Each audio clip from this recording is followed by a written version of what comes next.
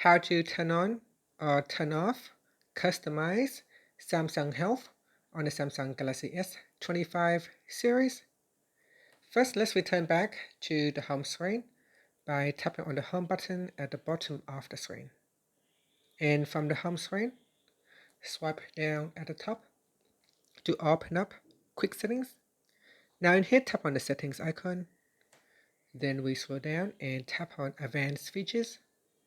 Next, we go down and tap on Bixby.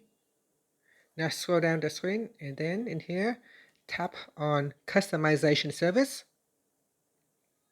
Then we scroll down and in here, tap on Samsung Health. Tap on the Samsung Health toggle button to switch it off or turn it on. And you can get tips on how to improve your sleep when this is turned on. And that's it. After that, you can tap on the back key or tap on the home button to return back to the home screen. Thank you for watching this video. Please like and subscribe to my channel for more videos.